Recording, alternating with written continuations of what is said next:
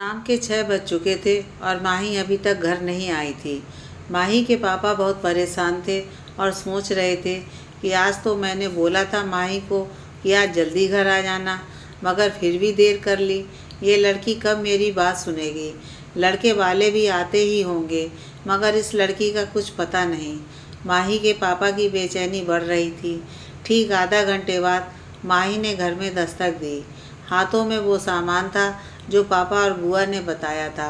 पापा माही पर भड़कने ही वाले थे कि बुआ जी ने माही के हाथों से सामान लेते हुए कहा, बेटा जल्दी जा, तैयार हो जा। 7 बजे का वक्त दिया है लड़के वालों ने, वो आते ही होंगे। माही तैयार होकर बुआ से कुछ बातें करना चाहती थी, मगर वक्त उसका साथ नहीं दे रहा था। माही ने मुंह से बस बुआ ही निकाला था कि दरवाजे पर किसी की दस्तक ने उसके शब्दों पर पूर्ण विराम लगा दिया। बुआ ने माही को अंदर भेजते हुए उसके गाल पर हाथ फिराते हुए कहा, बेटा जब बुलाऊं तब आ जाना। बुआ ने जाकर दरवाज़ा खोला। सामने लड़के वाले थे।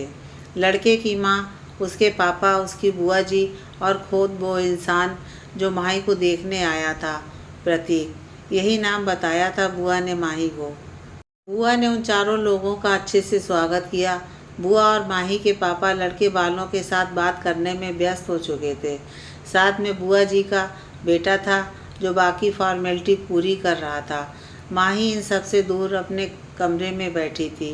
2 साल पहले 2 जून की शाम को उसने अपना 22वां जन्मदिन मनाया था। माही अपने मोबाइल में अपने जन्मदिन की तस्वीरें देख रही थी। एक तस्वीर में पूरा ग्रुप था, उसकी सभी दोस्त थे। उस तस्वीर में अनीता, नेहा, श्रुति की बगल में खुद माही, माही के दाहिनी तरफ रोहिणी, दिव्या और रागनी खड़ी थी। माही ने अपनी 24 साल की ज़िंदगी में दुनियादारी को बहुत अच्छे से समझ लिया था। माही हमेशा कुछ नया करना चाहती थी, इसलिए वो हमेशा कुछ ना कुछ सीखती रहती। उसने वो सारे काम सीखे जो हमारे दकियानुसी समाज सोच के अनुसार लड़कियों को आने ही चाहिए, जैसे खाना बनाना, सिलाई कढ़ाई, घर के काम, झाड़ू पोंछा और न जाने क्या क्या। लेकिन इन सब के अलावा भी माही में बहुत कुछ था, जैसे कि एक कड़क मिजाजी, अपनी धुन की पक्की, अपने काम और रवैये को लेकर ईमानदारी और निस्वार्थ भाव से सबकी मदद करना। सही मायनों में खरा सोना थी ये माही। माही ने कभी झुकना नहीं सीखा, खासकर वहाँ तो बिल्कुल भी नहीं जहाँ इसकी कोई गलती ना हो। यूँ तो मैं बहुत सी लड़कियों से मिला, हर लड़की में ईश्वरीय खासियतें होती हैं। अपनी ज़िंदगी में हर लड़की से मैंने कुछ ना कुछ सीखा, लेकिन माही उन सब में एक मिसाल बनकर उभरी। कमरे में बैठी बैठी माही कैसा अनुभव कर रही होगी, वो मैं आज तक नहीं समझ पाया। पता नहीं कब बाहर से बुलावा आ जाए, कब माही को उस इंसान के सामने जाकर खड़ा होना पड़ता जिसे उसने पहले कभी नहीं देखा था। पहले तो इसी कसमकस में उलझी होगी कि पता नहीं लड़के को वो पसंद आएगी भी या नहीं, और अगर कहीं लड़के को वो पसंद आ गई तो पता नहीं उसे लड़का पसंद आएगा कि नहीं। माही मोबाइल में फ़ोटो को स्वैप कर कर के देख रही थी। कितनी सारी यादें सहेज रखी थी। कहने को तो ये मोबाइल फ़ोन था, मगर किसी जादुई पिटारे से कम ना था। हर उस पल को उसने सहेज कर रखा था जब वो बहुत खुश हुई, चाहे किसी के साथ बेशुमार खुशियाँ बांटने के पल हों या किसी से आखिरी बार मिलने की भावभीनी मुलाकात। हर लम्हे की फ़ोटो खींच कर रख ली थी इस लड़की ने। अपनी उंगलियों को मोबाइल पे फिराते फिराते अचानक उसकी उंगली एक तस्वीर पर आकर रुक गई। इस तस्वीर को वो निःशब्द निहारती रही, और जितना वो उस तस्वीर को निहार रही थी उतना ही वो अपने अतीत में उतरती जा रही थी। उस तस्वीर में माही और उसका प्रेमी अथर्व था। माही अथर्व से कॉलेज में मिली थी। उसके बाद दोनों एक दूसरे से बातें करने लगे, फिर दोस्त बने। दोस्त के बाद वो बहुत अच्छे दोस्त बने और आखिर में प्रेमी प्रेम का। माही और अथर्व दोनों ने साथ मिलकर सपने देखने शुरू कर दिए, लेकिन सबके सपने पूरे हों ऐसा ज़रूरी नहीं होता। माही जितनी समझदार थी उतनी ही खूबसूरत थी। माही को देखने के बाद लगता कुदरत ने माही को फुर्सत से बनाया था, और शायद माही को बनाने के बाद वो सांचा भी तोड़ दिया था। माही के नैन नक्श कुदरत की कारीगरी का बेहतरीन करिश्मा थे। इस लड़की को जितना देखो उतना इससे प्यार होता जाता था। सर से लेकर पाँव तक भला की खूबसूरत थी ये लड़की। कॉलेज का हर लड़का माही के पीछे था, मगर माही के दिल के तार अथर्व से जा टकराए। माही अथर्व से प्यार करने लगी थी। वहीं अथर्व भी माही को चाहता था, लेकिन कहते हैं ना, चाहते स्वाभिमान से बढ़कर नहीं होते। अथर्व हर वक्त मौका देखता था। अथर्व हर वक्त कोशिश करता था कि वह माही के बहुत करीब, बहुत ज़्यादा करीब आ सके, लेकिन माही शायद इस सब के लिए तैयार नहीं थी। कभी कभी माही को अच्छा भी लगता, पर वो इतनी नादान नहीं थी कि उसके कदम बहक जाएं। माही के पापा को अपनी बेटी पर कहीं ज़्यादा भरोसा था, इसलिए उन्होंने कभी अपनी बेटी की निजी ज़िंदगी में दखलंदाजी नहीं की। हालांकि माही की मां के गुजर जाने के बाद वो थोड़े चिड़चिड़े हो गए थे, लेकिन फिर भी उन्होंने अपने दायरे को संभाल के बनाए रखा था। वैसे भी माही के पापा कभी नहीं चाहते थे कि उनके कुछ कहने से दो सोचों के बीच टकराव हो। उनका ज़माना अलग था और ये ज़माना अलग है। माही और अथर्व के बीच सबसे बड़ा मोड़ तो उस दिन आया जब अथर्व माही के घर आया। माही के पापा अपने एक रिश्तेदार के यहाँ गए थे। माही को घर का बहुत काम करना था, इसलिए उसने अपने बॉस को कॉल करके बता दिया था कि मैं अपनी फ़ाइल अथर्व के हाथ भिजवा दूंगी। अब घर में सिर्फ माही और अथर्व ही थे।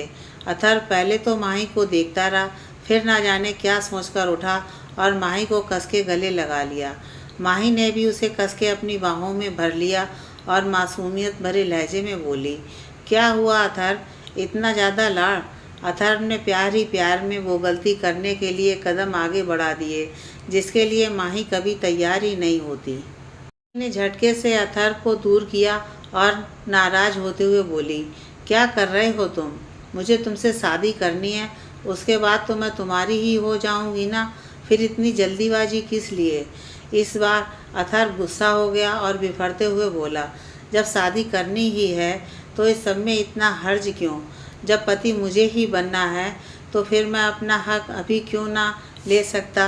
माही ने अथर्व की आंखों में देखते हुए कहा, तुम्हारे लिए प्यार और शादी का मतलब सिर्फ यहीं तक सीमित है? तुम्हारी सारी चाहत मेरे जिस्म पर आकर रुक गई? अथर्व, मैं इस सब के लिए अभी तैयार नहीं हूँ।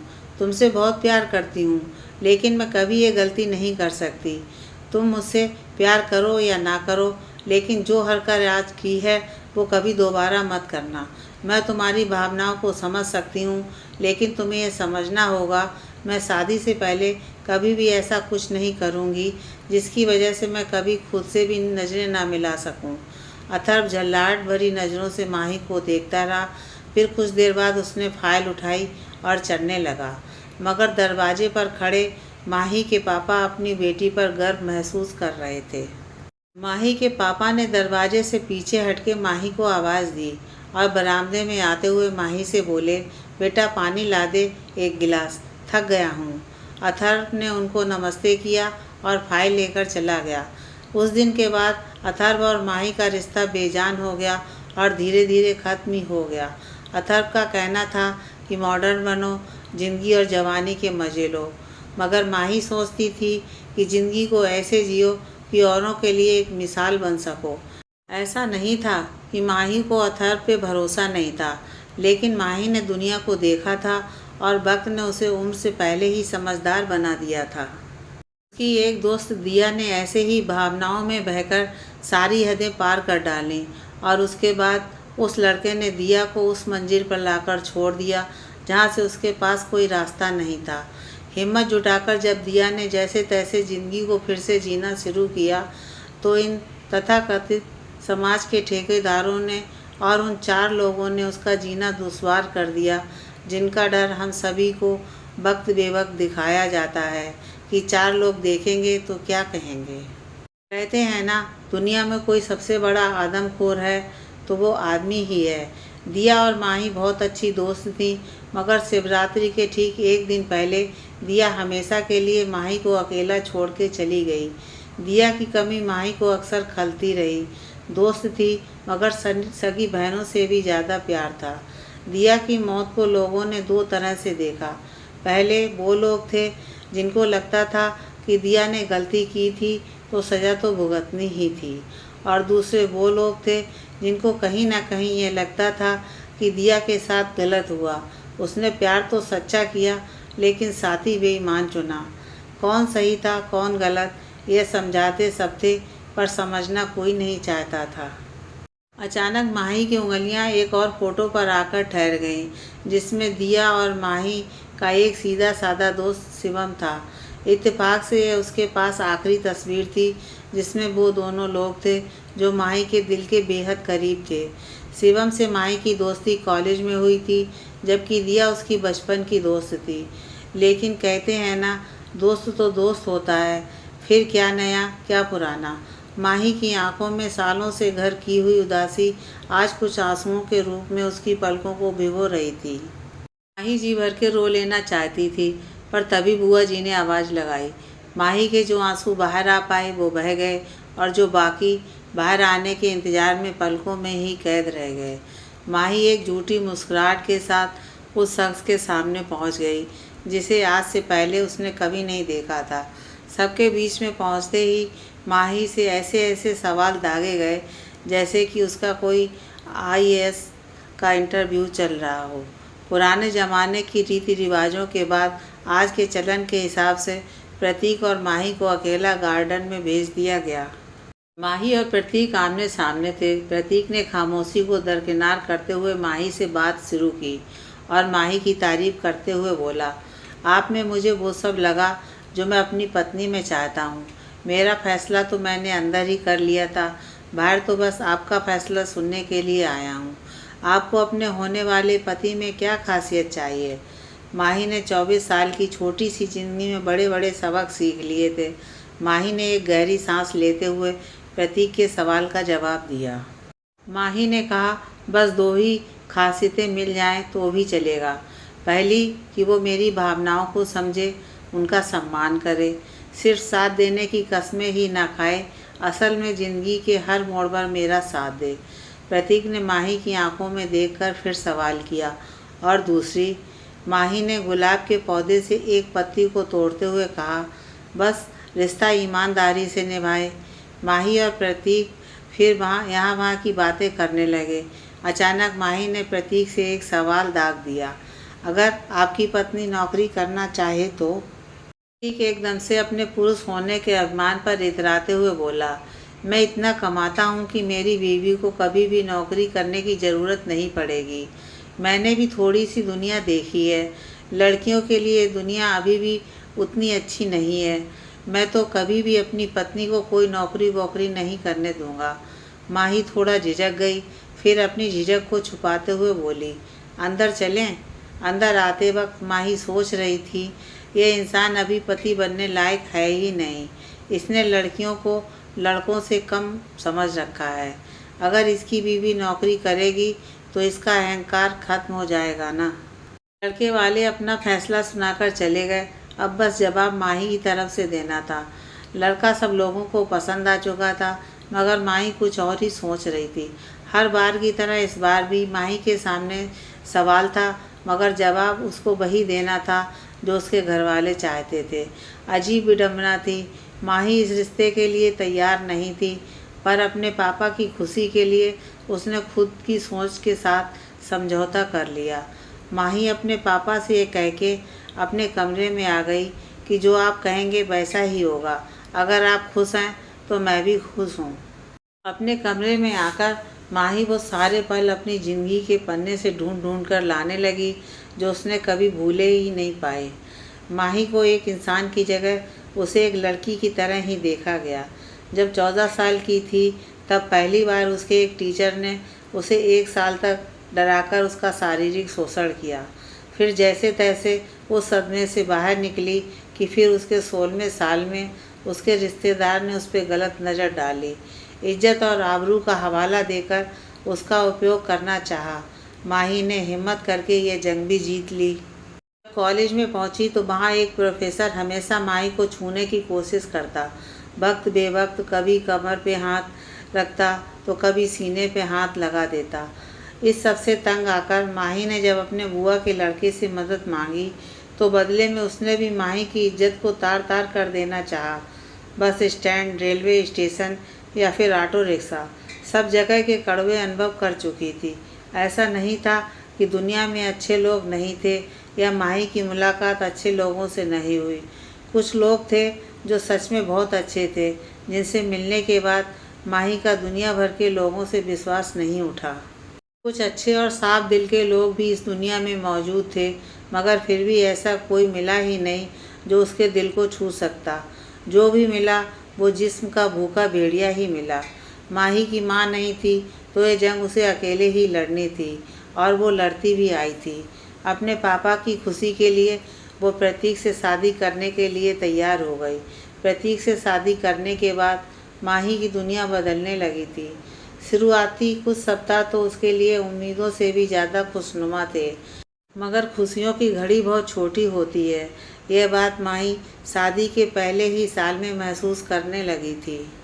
रहने के लिए वो माही का ससुराल था, पर असल में उसे वहाँ कई किरदार निभाने पड़ते थे। घर की बहू से कब घर में पड़े किसी पुराने फर्नीचर की तरह हो गई थी, उसे समझ ही नहीं आया। प्रतीक का रवैया भी वैसा नहीं था जैसा वो उम्मीद कर रही थी। बीते दिनों के साथ ही अब माही को जरा जरा सी बात पर ताने सुना दिए जाते, बिन माँ की बेटी होने के तंज कसे जाते। प्रतीक की चाहत भी माही के जिस्म पर आकर दम तोड़ चुकी थी। माही चाहे कितनी ही थक जाया करती, मगर प्रतीक को वो हर शाम अपने बिस्तर पर चाहिए होती थी। प्रतीक की माँ को पोता चाहिए था। प्रतीक जल्द से जल्द अपनी औलाद चाहता था। अकेलेपन में माही खूब जी भर के रोया करती थी, मगर कहने या सुनने के लिए उसके पास कोई नहीं था। शादी की पहली सालगिरह के ठीक 2 दिन पहले ही माही का मिसकैरेज हो गया। माही को एक गहरा सदमा लगा, मगर माही के पापा ने और बुआ ने उसको फिर से हिम्मत दी। माही खुददार लड़की थी, उसने अपने स्वाभिमान से कभी समझौता नहीं किया था।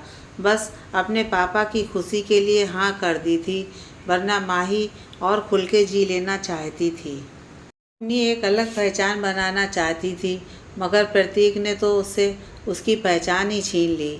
माही को अब थोड़ी सी तकलीफ भी होती थी।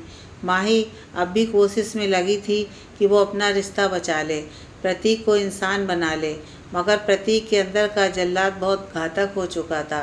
प्रतीक को जितनी जल्दी बेटे की चाह थी, किस्मत उसको उतना ही और तरसा रही थी। दूसरी बार माही फिर गर्भवती हुई, लेकिन प्रतीक की बदकिस्मती माही के हिस्से में भी आ गई। माही का बच्चा उसके पेट में ही मर चुका था। एक लड़की के लिए कितना तकलीफ दे रहा होगा, शायद माही के अलावा इसका अंदाज़ा कोई नहीं लगा सकता। अब तो डॉक्टर ने भी हाथ खड़े कर दिए थे। डॉक्टर ने प्रतीक को बताया कि अब अगर माही फिर से प्रेग्नेंट होती है तो उसकी जान को खतरा है। साफ शब्दों में कहूँ तो अब आपकी पत्नी कभी माँ नहीं बन सकती है। माही के पापा दरवाजे पर खड़े खड़े सब सुन रहे थे। उनको तो ऐसा लगा जैसे उनकी दुनिया ही उजड़ गई। माही के पापा बोझिल कदमों से माही के पास गए, उससे कस के गले से लगा के रोने लगे। माही ने शादी के बाद पहली बार थोड़ा सा सुकून महसूस किया था। माही ने ना चाहते हुए भी पापा से प्रतीक की सारी हैवानियत बयां कर दी कि उसने क्या क्या झेला। वो दोबारा माँ बनने के लिए तैयार नहीं थी, मगर प्रतीक की वजह से उसे अपनी जिद ठुकरानी पड़ी। माही फूट फूट कर रोने लगी। पिता और बेटी दोनों अपने आंसुओं को बहाकर अपना दर्द कम कर रहे थे। माही के पापा उसकी बुआ को लेने के लिए कमरे के बाहर निकल आए। उधर माही का तबीयत का मुआयना करने के लिए डॉक्टर उसके पास आए।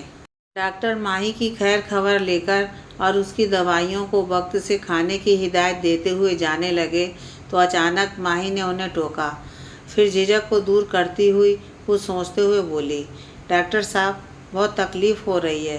पिछली बार से ज़्यादा इस बार प्रेगनेंसी में बहुत परेशानी हुई, बहुत दर्द है, अब तो बर्दाश्त के बाहर है। डॉक्टर ने जल्दी सब ठीक हो जाने का आश्वासन दिया, लेकिन माही ने जिद करके पूछ ही लिया, मुझे अपनी बीमारी के बारे में जानने का हक है, मैं उतनी भी कमज़ोर नहीं। डॉक्टर ने माही को दिलासा देते हुए उसके पिता से कहे हुए शब्द माही से कह दिए। माही अपनी सारी संवेदना और तकलीफ़ को छुपाते हुए बोली, क्या कोई ज़रा सी भी उम्मीद नहीं? डॉक्टर बोले, उम्मीद तो है, लेकिन तुम्हारी जान को बहुत खतरा है। साफ शब्दों में तो यही कह सकता हूँ कि तुम शायद कभी माँ ना बन पाओ। इतना कहकर डॉक्टर वहाँ से चले गए। माही अपनी किस्मत पे मुस्कुरा रही थी। तभी माही के पापा उसकी बुआ को लेके आ गए। माही बुआ के गले लग के खूब रोई। जीवन के हर कठिन मोड़ पर उसने अपनी माँ की कमी को बहुत महसूस किया। माही की तकलीफ़ का अंदाज़ा मैं कभी लगा ही नहीं पाया। एक लड़की जिसने कितनी तकलीफ़ें झेलीं, पहली बार मिसकैरेज, दूसरी बार में एक मरे हुए बच्चे को जन्म देना, एक माँ के लिए कितना मुश्किल भरा पल रहा होगा। जब 9 महीने से सपने संजोए होंगे, सोचा होगा उसे दुनिया भर की खुशियाँ दूंगी, मगर आज भी सोचती हूँ तो रूह में सिरन दौड़ जाती है। माही की शादी के बाद प्रतीक के साथ उसने लाख कोशिश की, शायद प्रतीक के अंदर भावनाओं और प्यार को जगा सके, कि प्रतीक उसके जिस्म से हटकर उसके दिल से प्यार कर सके। मगर प्रतीक सिर्फ जिस्म चाहता था। शादीशुदा होते हुए भी माही को ऐसा लगता जैसे हर रात उसका और उसकी आबरू का बलात्कार होता था। प्रेम मिलन यह हमेशा दो लोगों के बीच होता है, मगर प्रतीक जानवर था, इंसान के रूप में एक भेड़िया था। माही को अब फैसला करना था कि क्या प्रतीक के साथ रहे या अलग हो जाए। माही ने समाज दुनियादारी की बातों को दरकिनार करते हुए प्रतीक को तलाक दे दिया।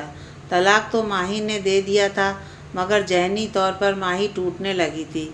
बीती ज़िंदगी से सब कुछ मिला, मगर जो नहीं मिल सका वो अच्छी यादें थीं। घर में मन नहीं लगता था तो वक्त काटने के लिए खुद को किसी न किसी काम में उलझाए रखती थी। माही जीना भूलने लगी थी। बाहर की दुनिया से उसे नफरत सी होने लगी थी।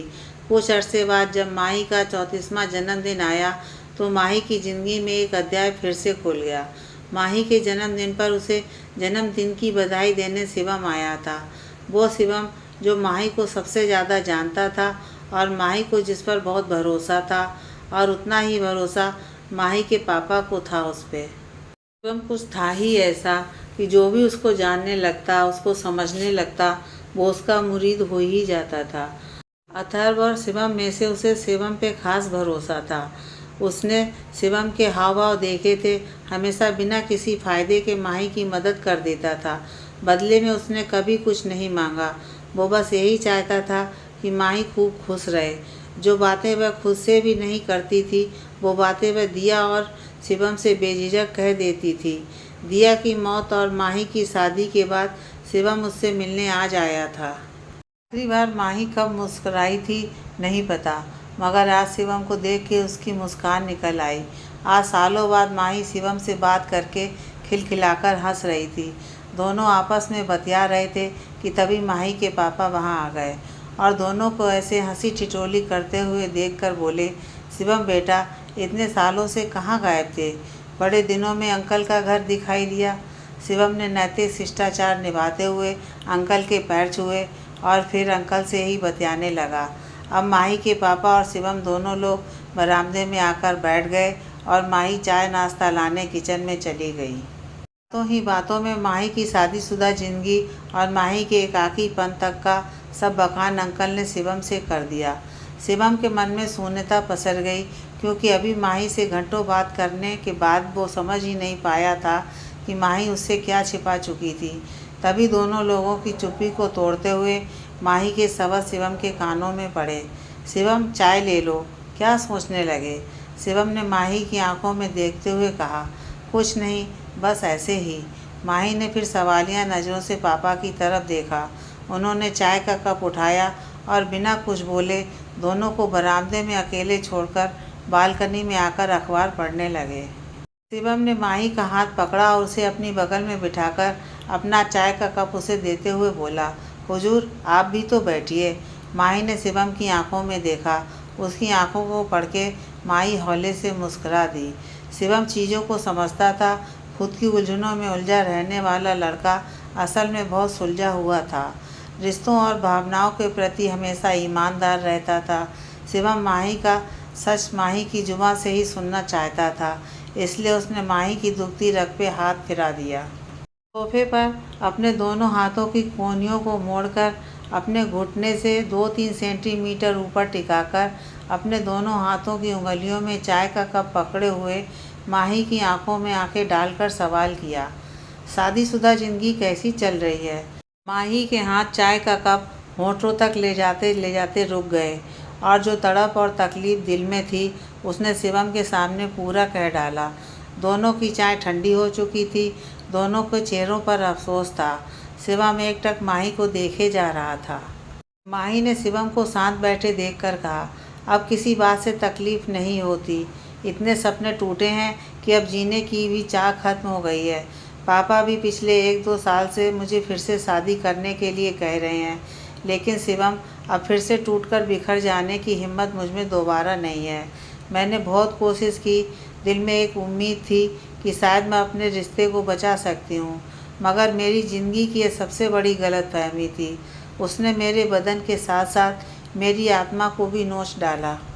जैसे बारिश के मौसम में बारिश बिन बुलाए ही आ जाती है, वैसे ही माही के होठों पर ना जाने कहाँ से एक मुस्कान निकल आई। वो अपने अंदर की सारी तकलीफ़ को छुपाते हुए बोली, मेरी ज़िंदगी की कहानी बड़ी बोरिंग है। कहाँ तुम्हें भी शादी पुराण सुनाने बैठ गई। तुम अपनी बताओ, तुम कहाँ गायब थे और आज इतने दिनों बाद मेरी याद कैसे आई? मुझे तो लगा था कि सबकी तरह तुम भी मुझे भूल गए होगे। शिवम ने माही के बेतरतीब लटों को अपने हाथों से समेटते हुए कहा, तुम कोई वक्त नहीं जो बीत जाओगी, तुम तो मेरे लिए एक दौर हो जिसे मुझे हमेशा जीना है। माही, मेरे पास कुछ ही रिश्ते तो हैं, वरना दुनिया की भीड़ बहुत अकेलापन महसूस कराती है। मेरे बुरे वक्त में तुमने हमेशा मेरा साथ दिया, मैं वो एहसान कभी नहीं भूलूँगा। माही ने शिवम की बातों को बीच में ही काटते हुए कहा, मैंने बस अपनी दोस्ती निभाई, कोई एहसान नहीं किया तुम पर। माही और शिवम आपस में और बतियाते कि तभी माही के पापा मोबाइल हाथ में लिए हुए आए और बोले, माही बेटा, बुआ ने एक लड़का बताया है, बहुत सुलझा हुआ है। तेरा क्या कहना है? तू चाहे तो आराम से ठंडे दिमाग से सोच कर भी जवाब दे सकती है। माही ने पापा के हाथ से मोबाइल लेकर बुआ से रूखेपन से बात करते हुए कहा, अगर आप दोनों को मैं अच्छी नहीं लगती तो बता दो, मैं घर छोड़कर कहीं और चली जाऊंगी। मुझे नहीं करनी कोई शादी वादी, जैसे भी हूँ मैं बहुत खुश हूँ बुआ। माही गुस्से में फ़ोन सोफे पर पटक कर अंदर चली गई।